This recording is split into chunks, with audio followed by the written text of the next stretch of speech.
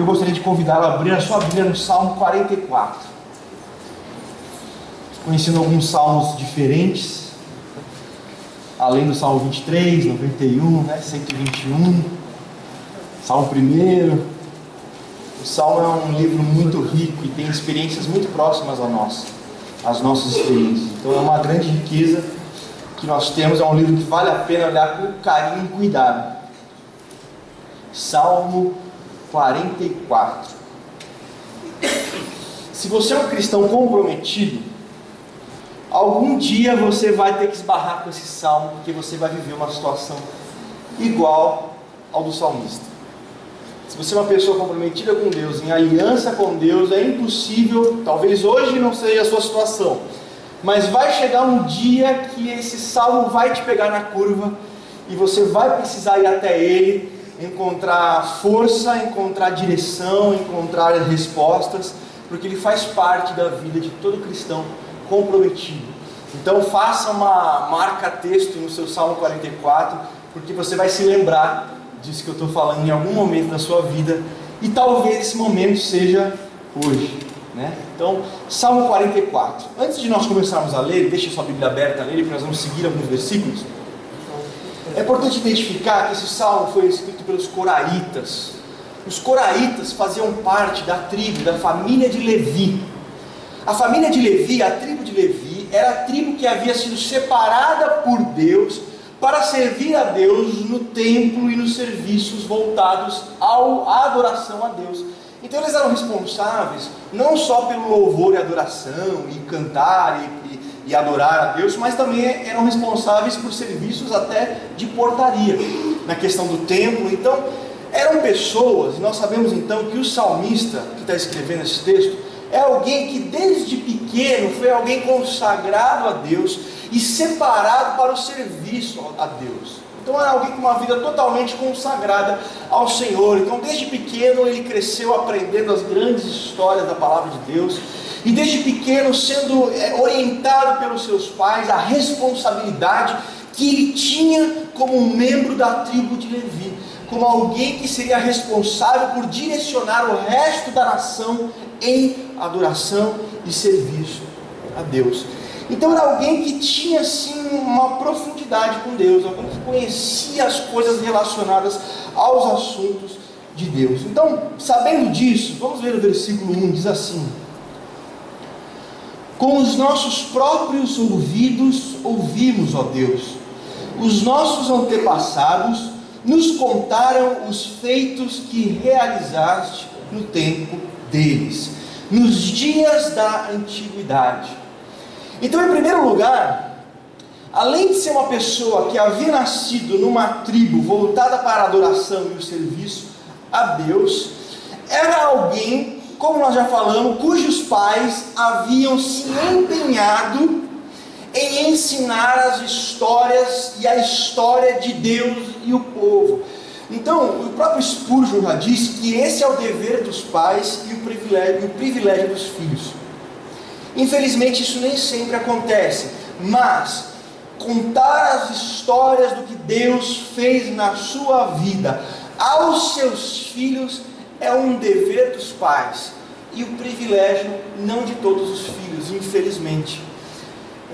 Muitas vezes a gente percebe que os pais, às vezes até na presença de filhos pequenos e em conversas com os filhos pequenos, ao invés de aproveitar essa oportunidade para contar as histórias do que Deus fez na vida do casal, na vida do pai, na vida da mãe, e imprimir no coração daquela criança que Deus é um Deus que opera ainda na história, porque operou na vida dos pais, nós encontramos, infelizmente, crianças, às vezes muito pequenas ainda, sendo obrigadas a assistirem e ficarem ouvindo o azedo do coração dos pais, e as frustrações dos corações dos pais, às vezes até voltados a assuntos relacionados à igreja e a Deus. E aí o filho vai crescendo também com frustrações em relação à igreja e a Deus, mas não por experiências próprias, mas por aquilo que os pais viveram. e não aproveitam a oportunidade de terem uma pessoa em formação dentro de sua casa para tratar do assunto mais proveitoso que aquela criança poderia ouvir. Mas isso não aconteceu com o salmista. O salmista, ele recebeu sim nessa orientação dos seus pais, ele recebeu sim nessa oportunidade de saber que Deus não era um Deus distante, que havia criado as coisas lá em Gênesis 1 e havia abandonado a sua criação por causa do pecado. Não, ele aprendeu que Deus ainda estava envolvido nos negócios da humanidade e principalmente do povo escolhido. Isso foi importante para a consolidação do chamado daquele menino que agora era uma pessoa que servia no templo. E isso é uma orientação da palavra em vários lugares. Você pega Êxodo 12, por exemplo, e quando Deus institui a Páscoa, e aí quando você vai ver o motivo pelo qual Deus instituiu a Páscoa, no versículo 26, um deles, claro, olha, quando os seus filhos perguntarem o porquê desse culto, vocês poderão responder e dizer: foi porque o Senhor, quando feriu a terra do Egito, Ele nos livrou, Ele passou por nós e nós passamos ilesos por essa situação.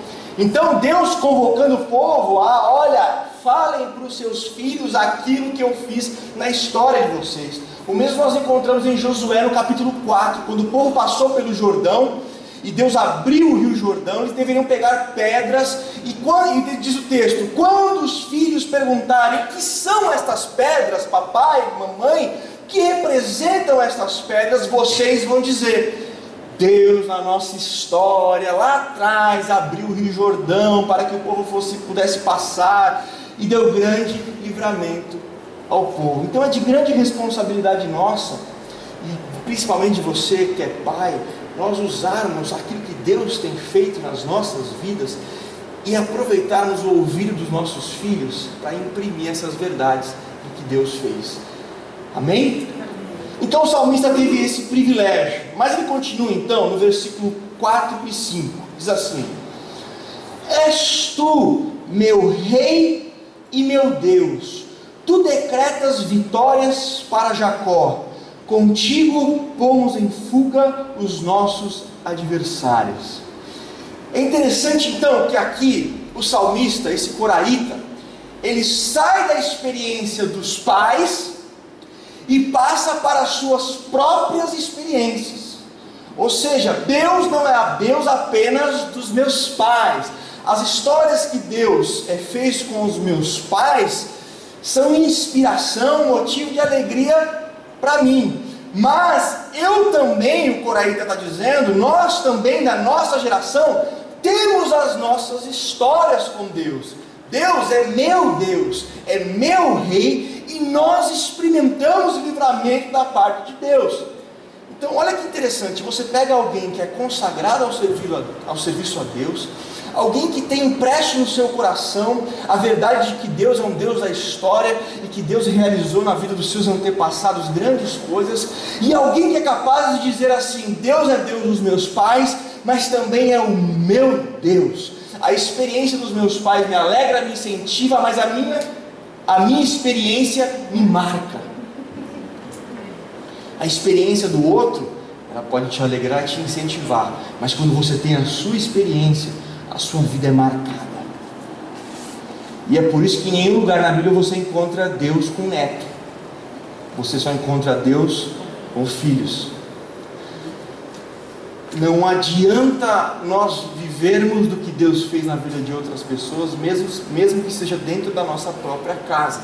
E o coraíta poderia dizer: olha, não foi só a história dos meus pais, eu também tenho história com Deus.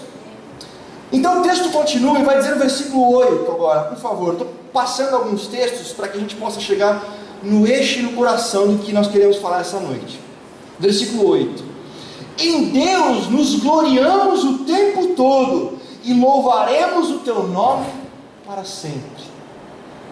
Olha que construção que este coraíta, este homem dedicado a Deus, está fazendo aqui. Primeiro, ele se apresenta como alguém que foi consagrado a Deus, alguém que conhece a história do que Deus fez nos seus antepassados, Alguém que tem história com Deus e tem visto o que Deus tem feito na sua vida, e alguém que não toma a glória de Deus, mas que quando olha para trás e vê tudo o que aconteceu em sua vida, atribui a Deus toda a honra, toda a glória, todo louvor, e diz: é graças a Deus que tudo isso aconteceu.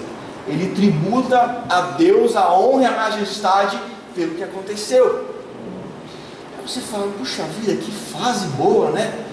A fase que você chuta do meio de campo, a bola vai esbarrar em alguém, vai entrar no gol, porque uma pessoa consagrada a Deus, que tem história, que tem experiência com Deus, e mesmo cheio de experiência com Deus, não fica altivo, não acha que é Ele mesmo que está fazendo, que é Ele mesmo que está operando, mas fala: não, é ao nosso Senhor que nós damos glória e honra e autoridade. Você fala: meu, caramba, esse cara está numa fase muito boa.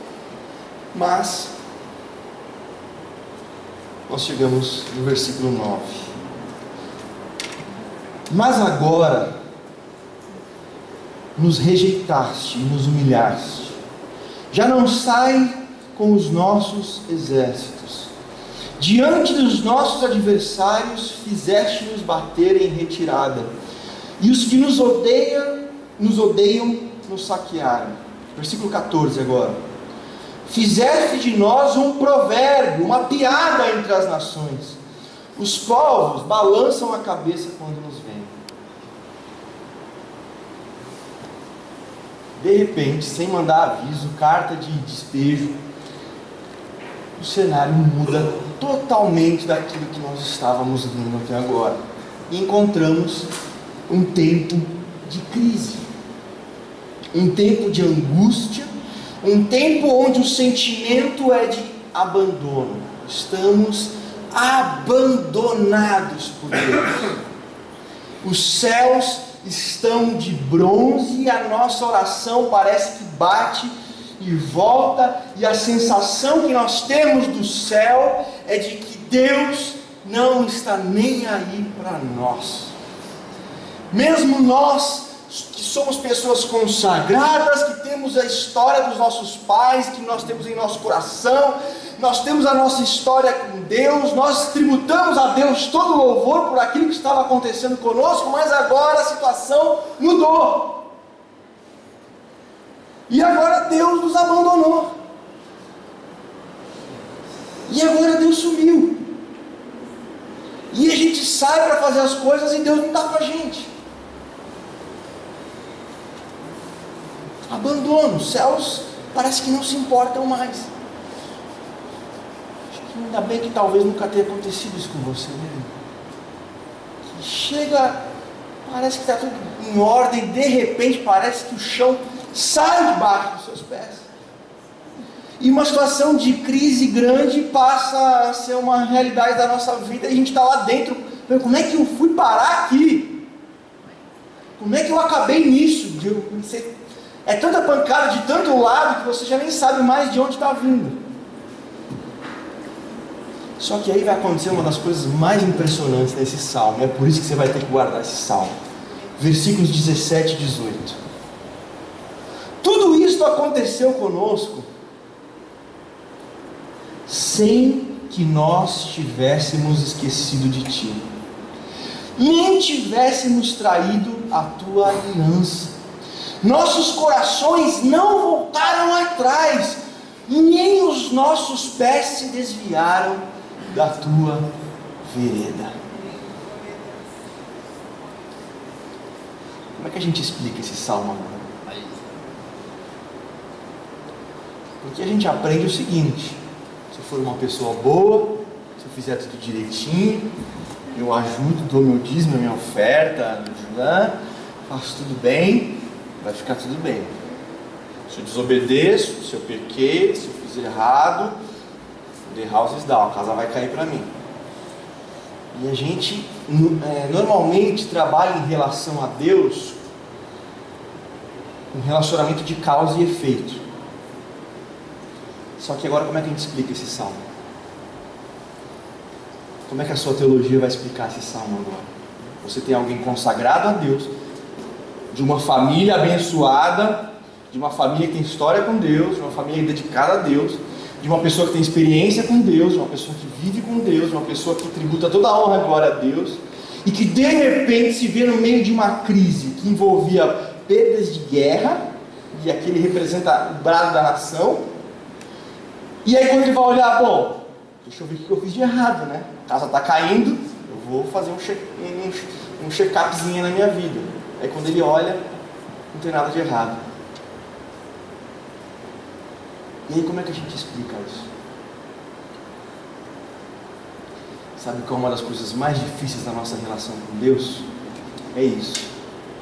Não explica. Porque esse salmo vai acabar sem resposta. Esse salmo vai acabar num pedido de socorro, mas sem resposta. Uma situação de alguém consagrado a Deus, com história, com experiência com Deus, que tributa a glória a Deus, que não se desviou, não rompeu a aliança com Deus, não tem problema nenhum no sentido do relacionamento com Deus, não fez nada de errado e de repente está vivendo a ausência de Deus, está vivendo um tempo de angústia, um tempo de dificuldade, um tempo de tribulação.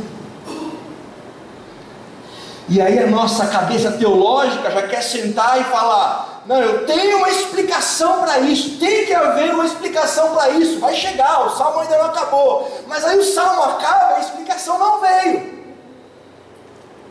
E aí a gente começa a perceber, porque assim, o salmo ficaria muito fácil se ele tivesse falado tudo isso.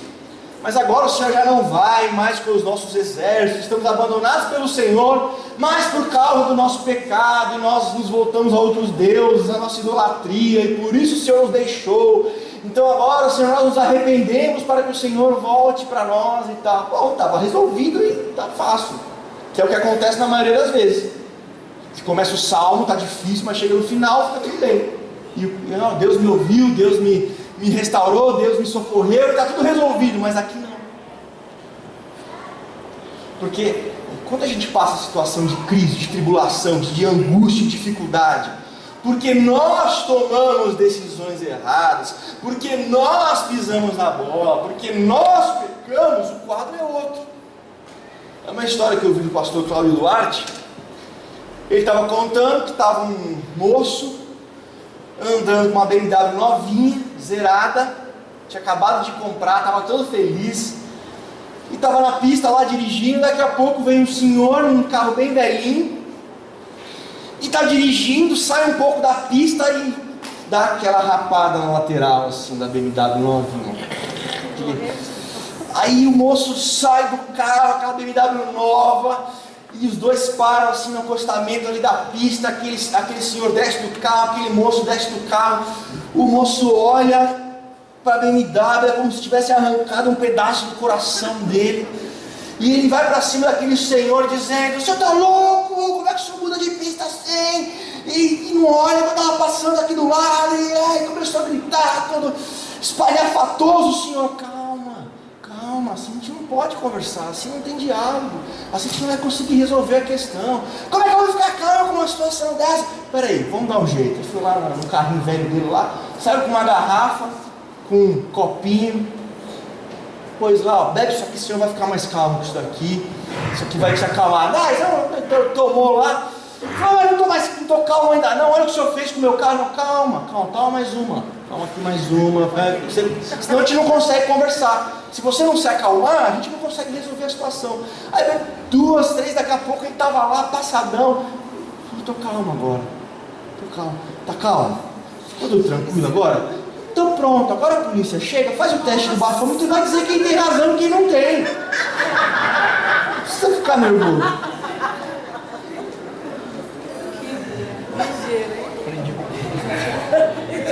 A gente dá risada, mas às vezes o diabo está enchendo um monte de coisa para a gente, dando, a gente tomando, aí a condenação vem depois. Aí quando vem a condenação e vem a consequência do pecado, da escolha errada, aí a gente entende a situação. E aí nós temos que ter maturidade para falar: bom, eu não estou passando por uma aprovação. O O que acontece é que eu pequei, que eu escolhi errado e agora estou sofrendo as consequências. Então eu vou assumir a minha responsabilidade, com maturidade, vou buscar o Senhor para que Ele me ajude de alguma forma a sair dessa, mas não vou me fazer de mártir que eu fiz coisa errada, ai meu Deus, ai estou perdido. É diferente a situação do salmista. Quando eu olho isso,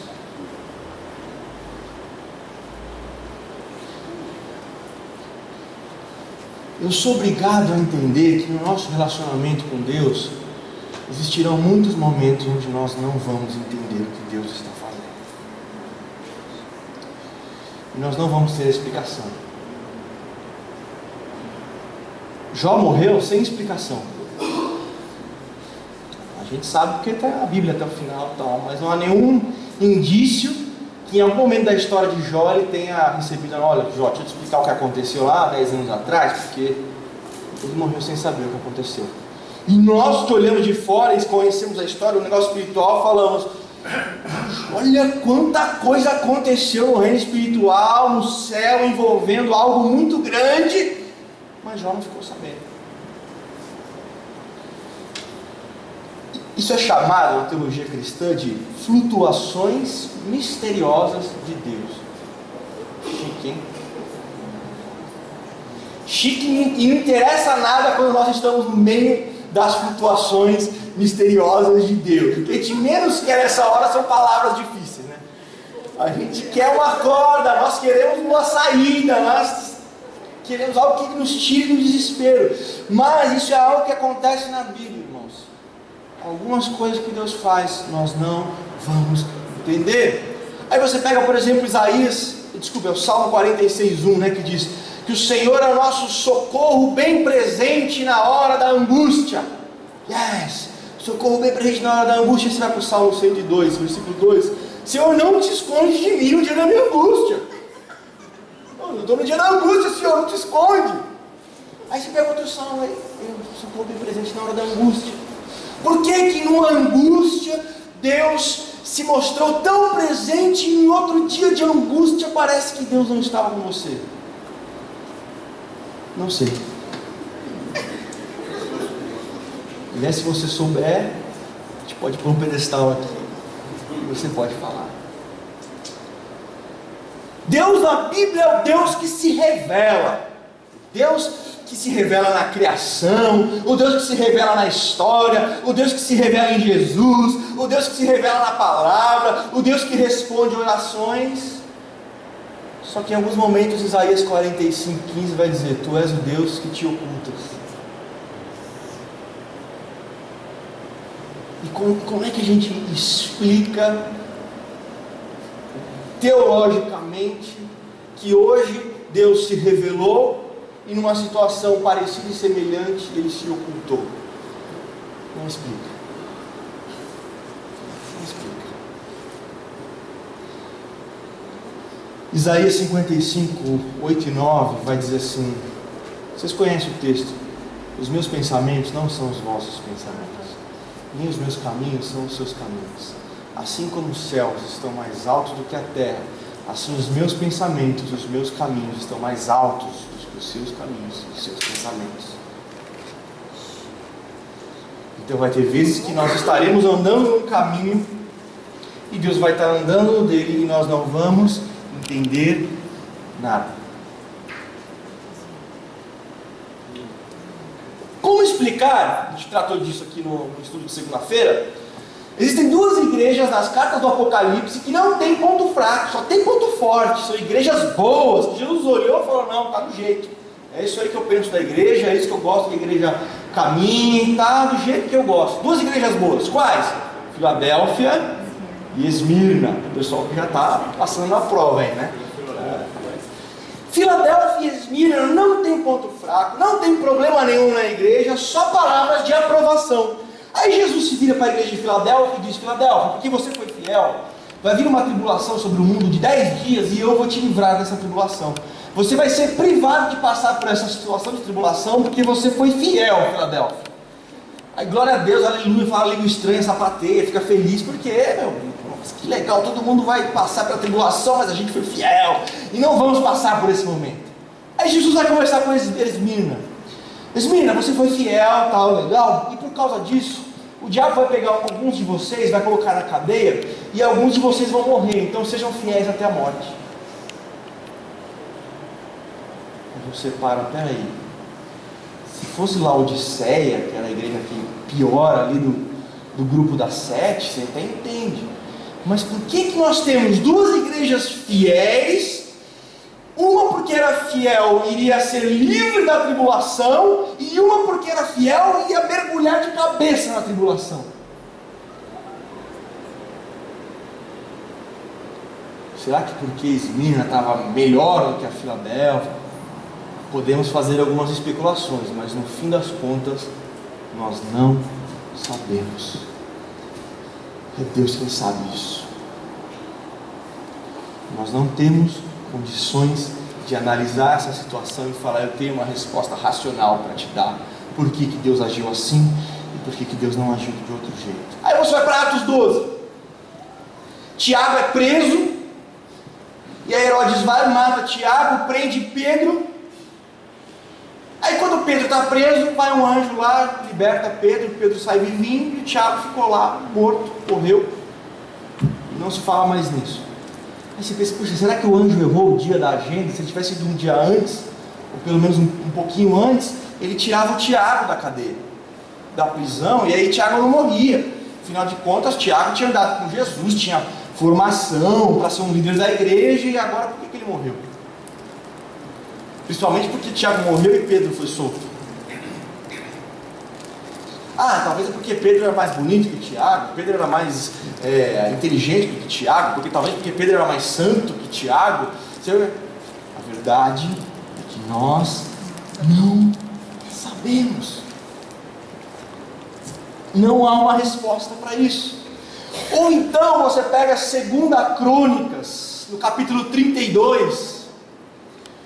Depois de um capítulo 31 de 2 Crônicas, onde Ezequias, um rei de Judá, faz um monte de coisa para levar o povo de volta a Deus, para destruir a idolatria, para restaurar o culto a Deus, tudo certinho. Aí você chega no capítulo 32 de Crônicas, diz assim: depois que Ezequias fez todos estes atos de fidelidade a Deus, levantou o rei Senaqueribe da Síria para destruí-lo. Mas por que o cara fez tudo certo? Hoje a gente sabe o fim da história. Mas imagina o Ezequias, espera aí, os reis antes de mim aí um monte, tudo idólatra, tudo pervertido, tudo afastando. Eu construo todo um caminho de restauração espiritual do povo, e aí quando eu termino os meus atos de fidelidade, se levanta o rei da Síria, o grande império da época, para me destruir. Meu Deus, o que você está fazendo? Você errou o endereço, Senhor. Em outro lugar, é outro povo que tem que destruir agora, não sou eu. Como é difícil de explicar essas histórias, essas situações. Mas talvez a mais complicada, e a gente também sabe o final da história, mas imagina a pessoa vivendo a situação, Abraão. Gênesis 12 vai dizer que Abraão recebeu uma promessa de Deus quando ele saiu de Harã, e falou, olha, em sua descendência tal, vai ser numerosa, eu vou te dar um povo, em ti serão benditas todas as famílias da terra, e depois vai falar da descendência, depois vai reafirmar que é através de Sara que virá essa descendência. Só que quando você vai para o texto, logo quando fala que Deus vai fazer a descendência de Abraão, vem a informação de que Sara é estéril. Vai ser pronto, a promessa não vai se cumprir, não vai dar certo. Mas aí Deus vai prometendo, vai falando. Aí o faraó coloca os olhos em Sara, só vou levar essa mulher lá para o meu harém. De novo a promessa corre risco, puxa vida, vai dar errado e tal. Aí Deus intervém, e os anos vão passando. Aí o Abimeleque agora quer a mulher do Abraão. Aí o Abimeleque pega a mulher do Abraão, e Deus intervém, e aí fica um monte de ano, Deus reafirmando a promessa, e Abraão ali lutando para crer, né? Quando nós chegamos no capítulo 21, finalmente, de Gênesis, aos 100 anos de idade do pai da fé, Abraão, nasce o filho Isaque. Que bênção, festa, alegria, muito contente, ali o capítulo 21 de Gênesis. Aí você vira a página da sua Bíblia e chega no capítulo 22. Aí você chega no capítulo 22, chega Deus para Abraão, diz: Abraão, toma o seu filho, o teu único filho, e a quem você ama, viu, inclusive, para destacar, e vai para a terra de Moriá e oferece o seu filho em holocausto para mim.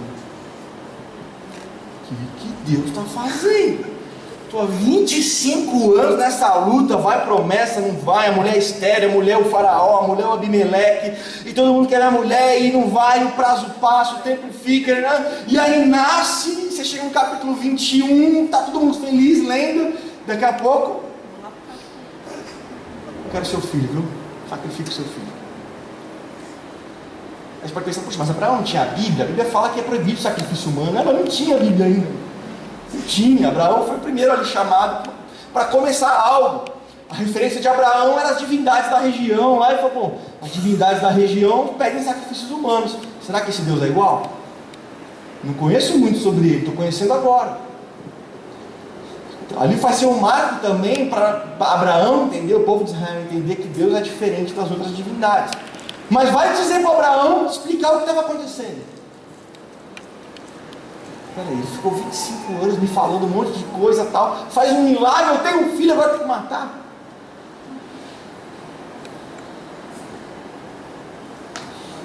E não tinha nenhum teólogo para falar, viu, Abraão? Teologicamente, eu vou te explicar, você vai passar por um período conhecido nas Escrituras como provação. E Tiago, lá daqui a alguns mil anos na frente, ele vai dizer que nós temos que ficar muito felizes quando passarmos por provação, porque depois de sermos aprovados, nós vamos receber a coroa da vida e tal. Então fica tranquilo, não tinha. Tiago vai vir mais de 2000 anos depois para falar isso. Nós precisamos entender, queridos, que a vida cristã, a nossa relação com Deus é sim marcada por momentos que nós não temos respostas, que nós não entendemos o que está acontecendo, e que nós não temos uma formulação, uma lógica para explicar o que está ocorrendo. E isso abre campo para uma questão que nós temos que nos atentar. A forma com a qual nós aconselhamos as pessoas. É que às vezes parece que nós somos PhDs em planejamento divino. Nós fizemos um super mega doutorado de como Deus planeja as coisas e como Ele faz. Então se você quiser saber o que Deus faz, como Ele faz, quando Ele faz e por que Ele faz, marque uma consulta comigo. Eu tenho esse PhD em projetos divinos, em planejamento divino, e vou te explicar exatamente. Coloque o seu problema dentro da máquina e vai sair uma resposta pronta em matemática para responder aquilo que você está passando, aquilo que você precisa. E a mesma fórmula serve para todas as pessoas. O Plateu levou a mesma coisa, a resposta de Deus para todas as situações semelhantes. E sempre que alguém vem com uma situação, numa crise, numa dificuldade, num momento de angústia, a gente sempre queremos ser aqueles que têm uma solução definitiva para a história daquela pessoa. Só que nós estamos aprendendo que há situações, como a do salmista no Salmo 44, que não tem resposta, que não tem solução, uma explicação lógica a qual nós temos acesso agora. Mas quando a pessoa vem e fala, puxa, essa pessoa, se eu não der uma resposta boa para ela, ela vai achar que eu não sei, e que outra pessoa sabe, então outra pessoa vai ser melhor do que eu preciso arrumar uma resposta aqui, eu preciso dar uma saída para ela, mesmo que não for, depois deixa passar o tempo e a gente vai resolvendo. Deus que se vira depois do que eu falei, Deus que corre atrás depois. Eu fico impressionado com Jesus, porque Ele é muito diferente. É impressionante como Jesus tinha uma sensibilidade tão grande para, em situações extremamente parecidas, agir de forma diferente. Quando se fosse eu ia falar, puxa, a mesma situação, vou aplicar o mesmo remédio. Deu certo aquela vez, vai dar certo agora. Você pega João 11, onde Lázaro morreu, e aí passaram-se alguns dias e Jesus vai lá, na família, Marta, Maria e Lázaro. Jesus amava essa família, Jesus chega lá, a primeira pessoa que Jesus encontra, Marta. Aí chega a Marta, sangue nos olhos, faca na caveira. Jesus, se o Senhor estivesse aqui, como meu irmão estava doente, ele não teria morrido. Aí que Jesus responde para ela: eu sou a ressurreição e a vida, aquele que crê em mim, ainda que esteja morto, viverá. Bom, Jesus ensinou teologia para Marta. Dá para ficar uma hora só nesse eu sou a ressurreição e a vida, quem crê em mim, ainda que esteja morto, viverá. Para falar de escatologia, um monte de coisa. Quando Marta fez essa pergunta, Senhor, se o Senhor estivesse aqui quando meu irmão estava doente, ele não teria morrido? O remédio de Jesus foi teologia, ensino, palavras, ensinamento, ideias. Aí beleza, resolveu Marta ficou tranquila, passou a fase de Marta, chega Maria, e aí se encontra com Maria. E o que Maria faz? A mesma pergunta que Marta fez. Jesus, se o Senhor estivesse aqui quando meu irmão estava doente, ele não teria morrido. Se fosse eu, o que eu ia fazer? Funcionou com a Marta. São irmãs ainda? São mulheres, são irmãs? Eu vou aplicar o mesmo remédio, porque se funcionou uma vez com Marta, vai funcionar com Maria. Então a resposta vai ser a mesma. Maria, eu sou a ressurreição e a vida, e quem crê em mim, ainda que esteja morto, viverá. Foi isso que Jesus fez? Não. Jesus não ensinou nada para ela. Diz o texto que Jesus a viu chorando, as pessoas com ela, e Jesus chorou. Jesus chorou. Quase o menor versículo da Bíblia, mas não é o menor versículo da Bíblia. Jesus chorou. João 11:35. A mesma pergunta feita por Marta, tome teologia. Feita por Maria, receba lágrimas.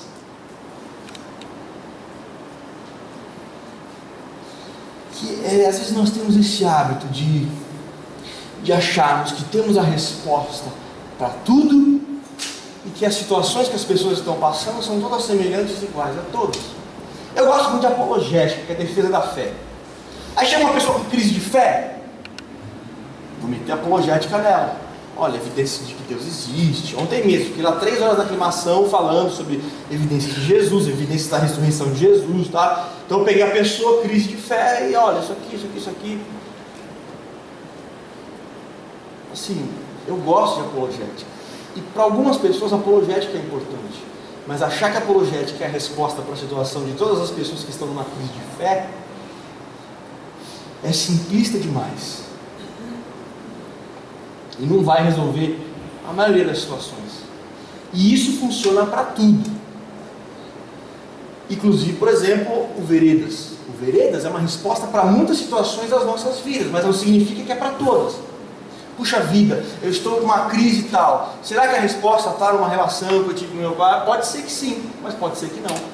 O salmista que nós estamos falando não tinha problema nenhum com a família, não tinha problema nenhum nas estruturações da família, não tinha problema nenhum de o pai amaldiçoando, abusando. Não, era um pai que ensinava a palavra, era um pai que cuidava, era um pai... e daqui a pouco ele está passando em crise. Assim como se eu pegar a apologética e aplicar em todo mundo, pegar alguma linha de cura interior, ou seja, o que for falar, é a resposta para tudo, é o mesmo princípio. E aí vai ter que fazer um dia igual os espíritas fazem. Não, a resposta que você está sofrendo agora é de alguma coisa que você fez. É causa e efeito, não tem saída.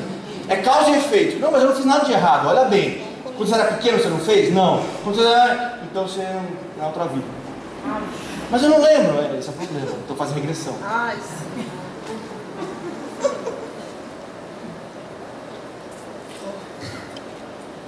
As coisas de Deus são tão mais complexas, irmãos. E há situações.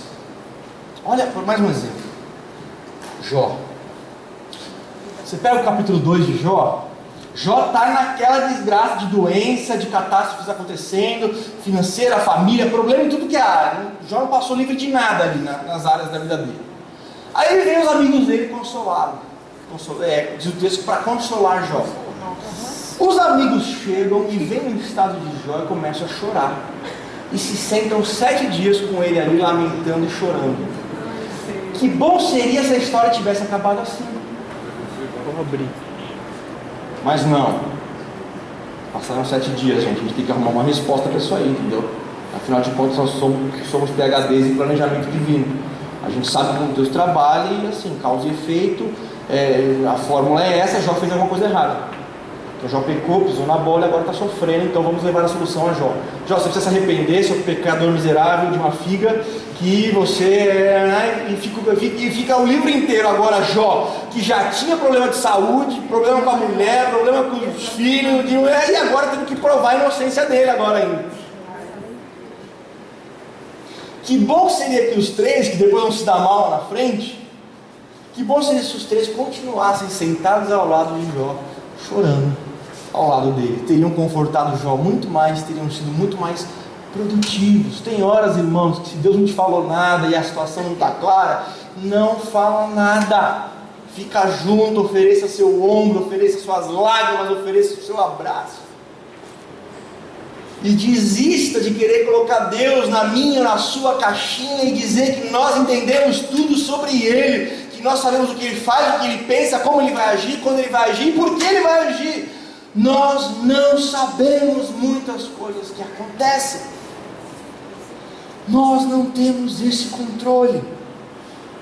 E quão destrutivo é quando nós somos arrogantes ao ponto de achar que temos sim as respostas. O Salmo 44 ensina que a gente não tem. O coraíta e a nação que ele representava não tinha pecado, não tinha problemas na família, não tinha problemas de geração, nada. Não tinha. E estava passando por uma crise, por um abandono de Deus, por uma situação de dificuldade.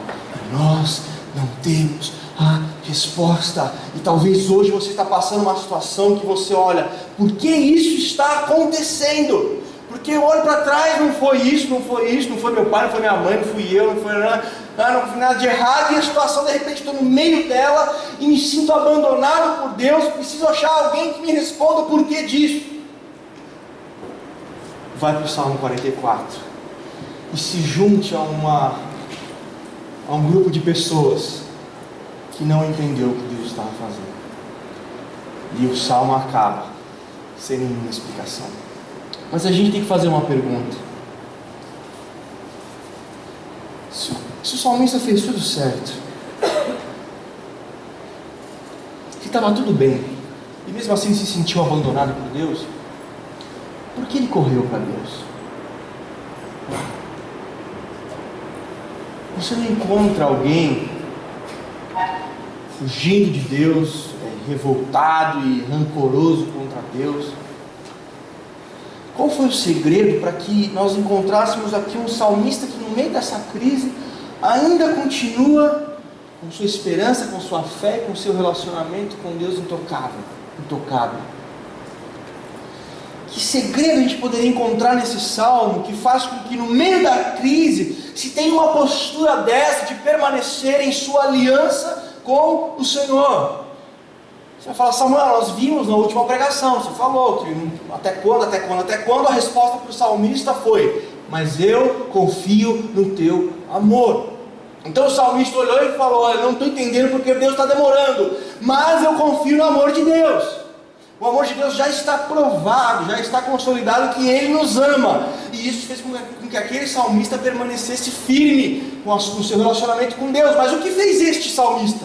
Porque esse salmo não diz isso, mas eu confio no teu amor.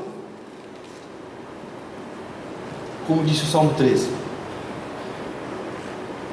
Qual foi o grande detalhe que aparece nesse salmo, que serve para nós, como sentido de que nós precisamos apresentar isso para que mesmo na situação onde nós não entendamos o que Deus está fazendo, nós possamos continuar firmes com a nossa posição estabelecida em Deus? A resposta está lá no versículo 22, um texto que vai aparecer depois lá no Novo Testamento. Contudo, por amor de ti enfrentamos a morte todos os dias. Sabe por que o salmista, mesmo se sentindo abandonado por Deus, sem ter feito nada de errado, correu para Deus? Porque ele amava Deus.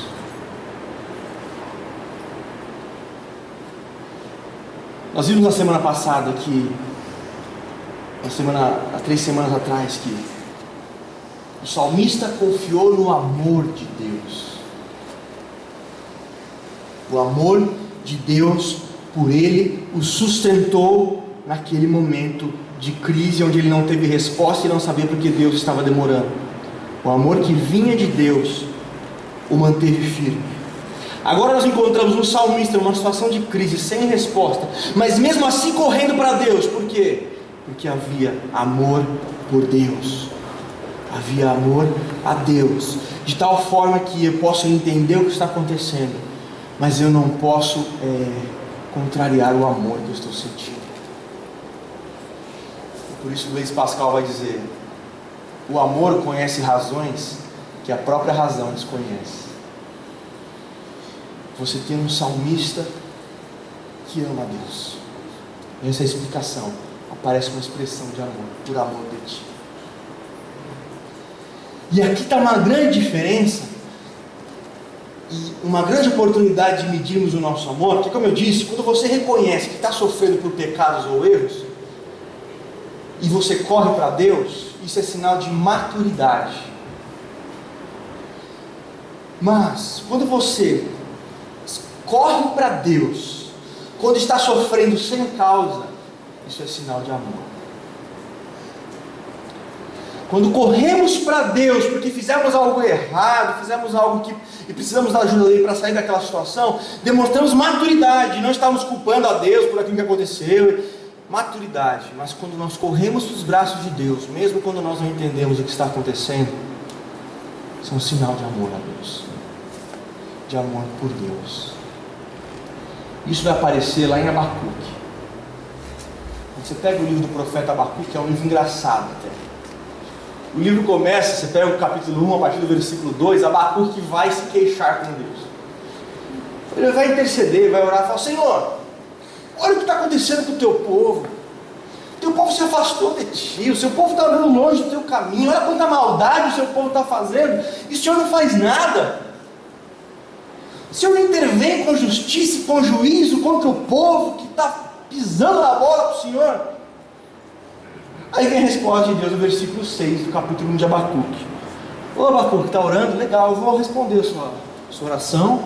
A resposta é essa: eu estou mandando os babilônicos para destruir o povo, e já que eles não se arrependeram, eles vão sofrer juízo pela mão dos babilônicos. Beleza? Fechou? Respondido. Aí Abacuque: não, Deus, o Senhor vai usar uma nação mais perversa que a nossa para julgar-nos? Não pode, Senhor. Os teus olhos são muito santos, não podem ver o mal e tal. Como é que...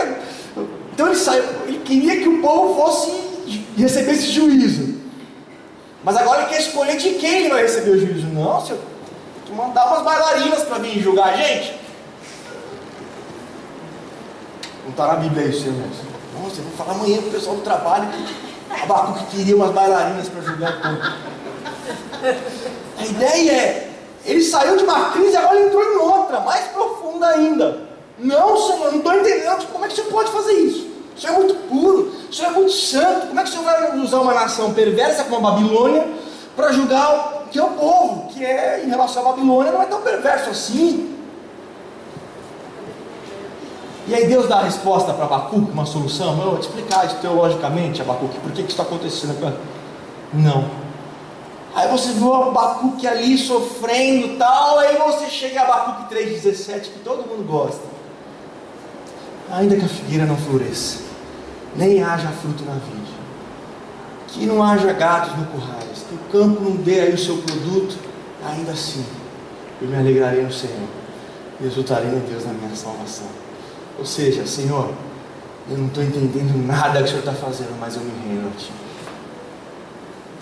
Eu me rendo. O que eu posso fazer? Eu vou ficar lutando com Deus até quando? Eu vou me render. Então, Senhor, quer saber? Ainda que tudo dê errado, eu no Senhor, eu vou correr para onde? Eu vou correr para o Senhor. É para os Teus braços, Senhor, que eu vou me dirigir. Essa semana teve uma pequena família, quinta-feira. Quem estava lá vai se lembrar. Cheguei na pequena família com os livrinhos e tal, vamos ministrar, né? Tal. Vou mandar ver hoje, todos empolgados. Tá, todo. Aí sentamos ali, começamos a conversar e tinha uma senhorinha lá chamada Dona Ivone, que mora na rua Georgia mesmo. Senhorinha bem velhinha, não sei tal. Bem velhinha mesmo. Precisa de ajuda até para andar, tão velhinha que já está. Aí a gente está conversando, tem as perguntas na pequena família, né? Para a gente conversar, para que cada um possa falar o que quiser. A Dona Ivone pede a palavra. Aí eu, facilitador da pequena família, pode falar. Aí a Dona Ivone começa a contar uma história do que aconteceu com ela há muito tempo atrás. muito tempo mesmo atrás, a história de um dia em que o filho dela, pequenininho, caiu na piscina e morreu afogado. E ela começa a contar como é que foi a correria para o hospital, uma tentativa de salvar, e naquele mesmo, um dia depois, o marido dela, o filho dela ficou um tempinho no hospital, mas faleceu. O marido dela sofreu um acidente, com o carro passou perto, ele acabou caindo no chão, acabou se machucando. E aí a dona Ivone fala pra gente: puxa, mas Deus, foi muito bom, porque eu pude abraçar o meu filho e me despedir dele, porque morreu afogado. Se tivesse morrido num acidente, eu nem poderia me despedir dele e tal. Deus foi muito bom, Deus foi bom. Meu marido já logo foi para casa, já. Aí eu vi aquela mulher falar, eu falei: caramba, e agora? O que eu vou falar depois disso? Segura essa, vai segurando. O que eu vou falar para uma mulher? O que eu vou ensinar para uma mulher que perdeu um filho num afogamento e está falando que Deus é bom? Numa situação, puxa, por que Deus não livrou? Por que Deus não... Por que Deus não estava pensando isso? Pelo contrário, Deus é bom. E se volta para Deus. Ela terminou de falar, a palavra voltou para mim. Onde é que a gente estava mesmo?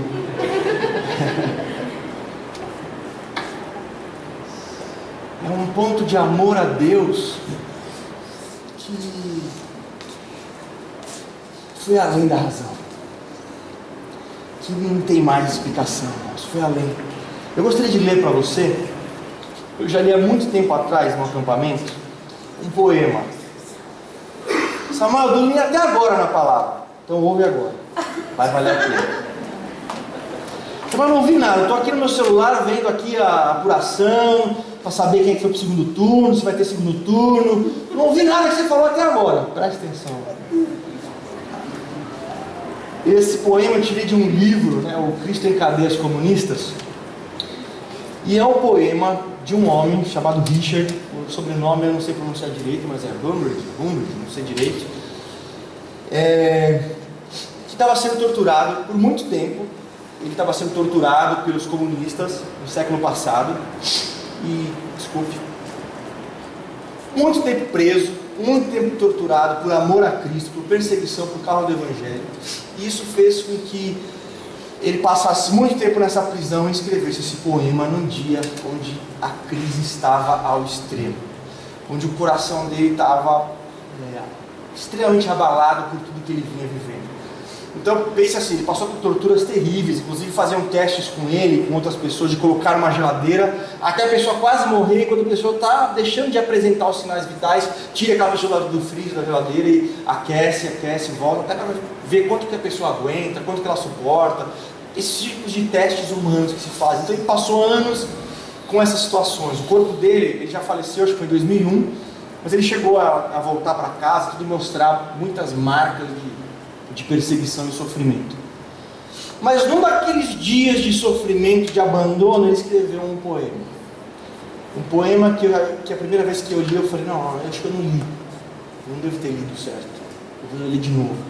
Aí eu li e vi que era isso mesmo, com mais detalhes ainda. Então preste atenção no que este homem vai dizer no momento mais escuro da vida que alguém pode passar.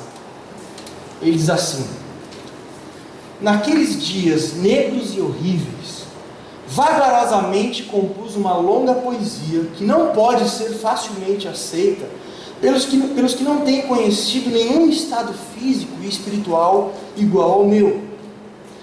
Foi a minha salvação. Por palavras e ritmo pude derrotar Satanás.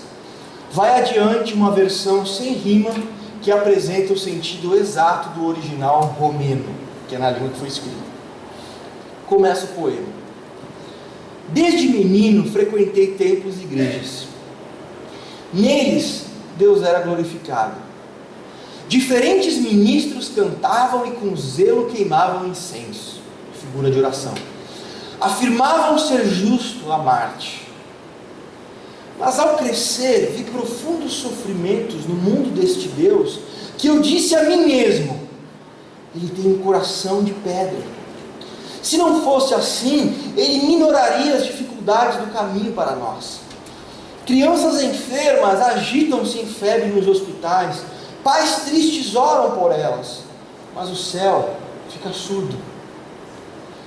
Como posso amar o Criador dos micróbios e tigres que dilaceram os homens? Mais triste que Jó, não tenho esposa, nem filho, nem pessoas que me confortem, e nesta prisão estou privado de sol e de ar, e o regime da vida é duro de suportar. Da cama de tábuas em que me deito, procuro descobrir por que meus pensamentos ainda voam para ti. Por que tudo que escrevo se dirige a ti, falando de Deus? Qual a razão deste amor veemente em minha alma? Porque meu cântico só tem a ti em mira. Sei bem que estou rejeitado, logo mais apodrecerei num túmulo. A noiva dos cantares de Salomão não amava ao perguntar se havia razão para seres amado. O amor justifica-se a si mesmo. O amor não é para os sensatos, os que raciocinam muito. Pelo meio de 1000 provações, ela, a noiva, não deixa de amar. Ainda que o fogo a consuma e as ondas a cubram, ela beijará a mão que a fere. Se não encontra resposta para as indagações, confia e espera. Um dia o sol brilhará nos lugares escuros e tudo será explicado. O perdão dos muitos pecados só fez com que Maria Madalena aumentasse o amor inflamado. Ela, porém, deu perfume e derramou lágrimas antes que dissestes as suas palavras de perdão. E ainda que não disseras, mesmo assim ela ficaria sentada a chorar. Tamanho era o amor que por ti nutria. Ainda que pecadora, ela te amava antes que vertesse o teu sangue. Ela te amava antes que a perdoasse. Tampouco te pergunto eu a razão de amar-te. Não amo na esperança de salvação. Amar-te-ia, mesmo que fosse em desventura eterna.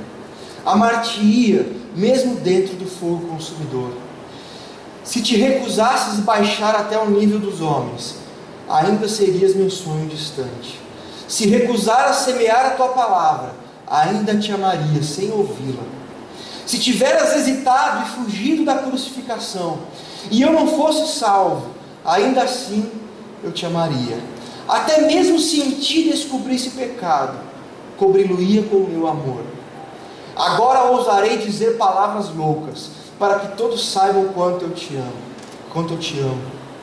Ferirei agora cordas virgens, ainda não tocadas, e te magnificarei como a música nova.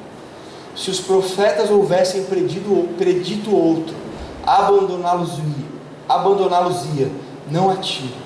Apresentassem eles milhares de provas, ficar-te-ia amando. Se adivinhasse que era um enganador, oraria por ti com lágrimas, e embora não te pudesse acompanhar na falsidade, isso não diminuiria o meu amor. Por Samuel passou a vida em pranto e rigoroso jejum. Assim o meu amor resistiria, ainda que te soubera perdido. Se tu, e não Satanás, te houvera rebelado injustamente contra o céu, e perdido o encanto das asas, caindo como um arcanjo lá das alturas em desesperança, ainda assim eu esperaria que o Pai te perdoasse, e que um dia andarias com Ele outra vez nas ruas áureas do céu. Se foras um mito, eu abandonaria a realidade, e contigo viveria um sonho. Se viessem a provar que tu não existes, passaria a viver no meu amor. Meu amor é louco, sem motivo, como o teu também. Senhor Jesus, procura achar felicidade aqui, porque mais não posso te dar. Eu nunca tinha lido algo assim na minha vida.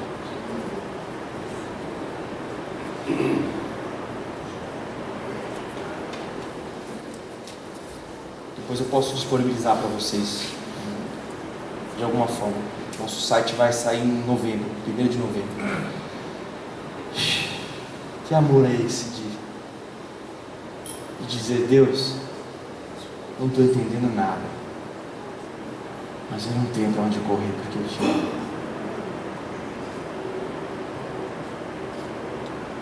E aí você chega na frente de um presídio E está cheio de mãe lá na frente, com os filhos que fizeram barbaridades. E você quer saber das mães por que razão elas estão ali? Quais são as razões lógicas de elas estarem ali para visitar filhos que só envergonharam a família, que fizeram só coisas erradas, não trouxeram nada de bom para casa?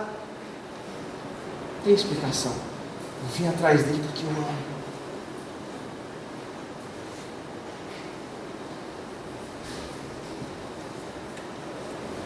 Como amar a Deus assim?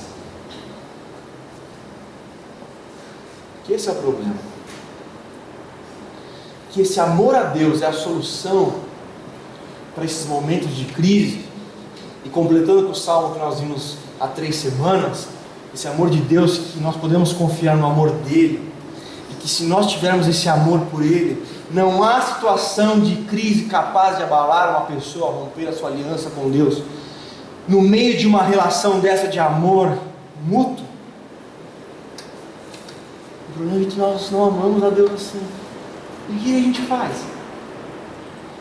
O que a gente faz com esse sentimento muitas vezes perverso e egoísta do nosso coração, que nós muitas vezes amamos muito mais a nós do que a Deus? E quantas vezes nós nos aproximamos de Deus porque talvez Deus é um meio de eu me ajudar? Afinal de contas, eu não quero ir queimar no inferno. Então quem pode me ajudar a não queimar no inferno? É Deus? Então tá bom. Então eu me amo, eu não quero queimar no inferno. Quem que me ajuda? Deus? É Deus que eu quero. Aqui nessa vida eu quero ter uma vida boa, tranquila, calma, serena e tranquila. Quem é a pessoa mais poderosa do mundo para me ajudar nessa vida calma, serena e tranquila se não for Deus? É Deus? Então eu quero.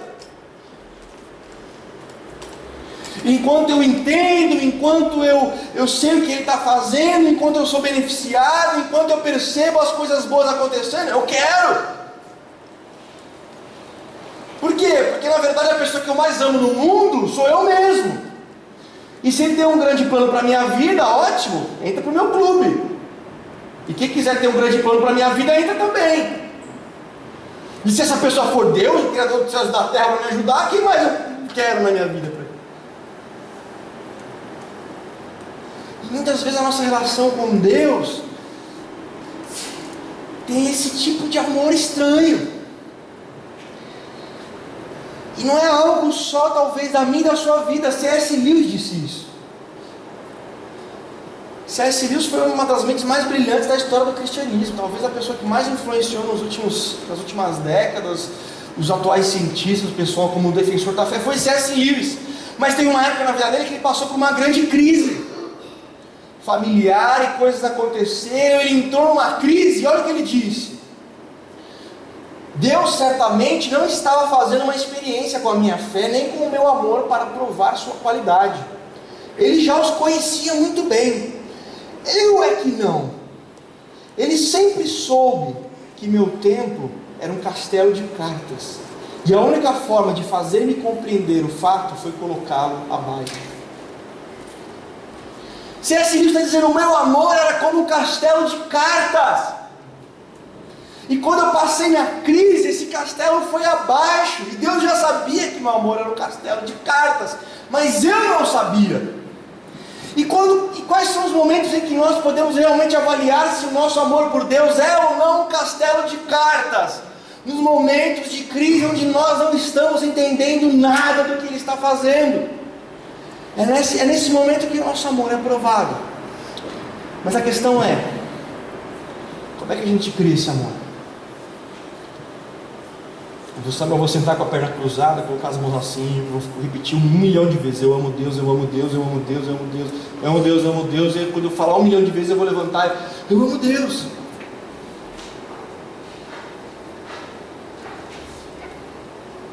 Francis Chan, ele tem um livro que chama Louco Amor. Ele diz assim: se você apenas finge que ama ou tem prazer em Deus, Ele sabe. Não dá para enganar.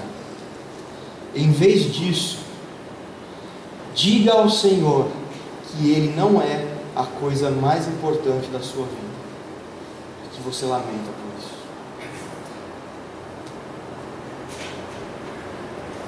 Não existe um método para que nós amemos mais a Deus.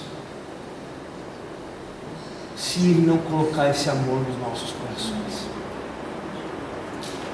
Romanos vai falar: o amor de Deus é derramado em nossos corações pelo Espírito Santo. A única forma de esse amor a Deus, que é digno de todo o amor perfeito, de que Ele receba de nós este amor perfeito, é se este amor for gerado por Ele mesmo.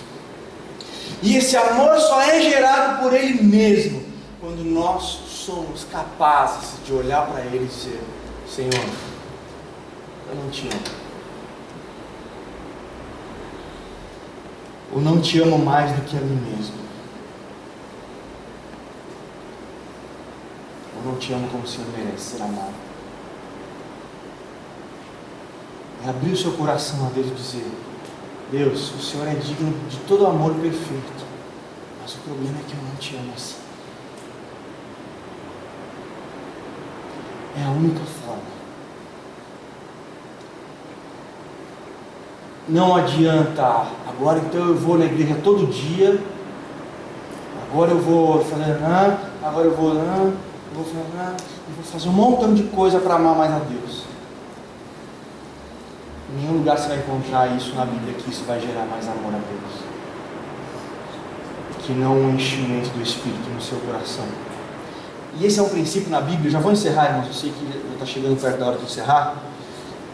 Uma última coisa: existe um princípio na Bíblia, que é aquilo que Deus requer de nós, que nós entreguemos a Ele, que nós possamos dar a Ele, é gerado por Ele mesmo em nós.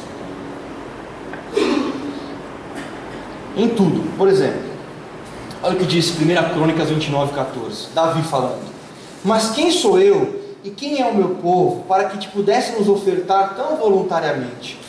Porque tudo vem de ti, e do que é teu te damos. Aqui Davi está falando de uma oferta que ele estava oferecendo a Deus, mas dizendo assim: essa oferta na verdade foi o Senhor que nos deu para que te entregássemos. Foi gerado pelo Senhor. Foi criada por ti, tudo vem de ti, e do que é teu, te damos. Então o amor que eu ofereço a Deus, e esse amor que nós encontramos num poema desse, não é um amor da própria pessoa, mas foi um amor que Deus colocou no coração daquela pessoa. Só que para que isso aconteça, arrependimento e reconhecimento do nosso estado. Deus, cria em mim esse coração que te ama, e que, como diz Mateus 13, que eu seja como aquele homem que achou um grande tesouro no terreno, foi embora, vendeu tudo que tinha para comprar aquele terreno com alegria por causa daquele tesouro, e começarmos a ver Deus como o maior tesouro que nós possamos imaginar possuir na vida, e dizer: Deus, hoje o Senhor não é meu maior tesouro. E aí deixar que o Espírito Santo faça aquilo que só Ele pode fazer. Não existe outra saída para esse amor egocêntrico que nós temos por nós mesmos. Se nós formos deixados à própria sorte, nós vamos pensar em nós, olhar por nós, e o foco da nossa vida seremos nós mesmos, ou algum outro ídolo que nós vamos criar, mas não Deus. Vamos ficar de pé. Sempre que eu vou pregar, de alguma forma eu recebo uma confirmação do que eu vou falar é o que tem que ser falado. E a confirmação de hoje foi a última música do louvor. Para quem irei, se só tu tens palavras de vida eterna. E Pedro disse isso num momento de crise, que estava todo mundo fugindo de Jesus, e Jesus falou: olha, vocês são livres para ir também embora. E Pedro: mas vão correr para onde, Senhor? Eu vou correr para o Senhor, eu vou correr para Deus. O grande foco da nossa vida é aquilo que nos tornará inquebrantáveis nos momentos de dificuldade, de crise, é essa relação de amor com Deus. Uma confiança no amor que Ele tem por nós. E esse amor que Deus vai gerar dentro de você, se nós reconhecemos a nossa posição de que não o colocamos como grande amor da nossa vida. Até o dia que nós poderemos falar como Paulo, que vai repetir lá em Romanos 8 esse salmo: por amor de Ti, somos entregues à morte todos os dias, mas somos mais do que vencedores por aquele que nos amou.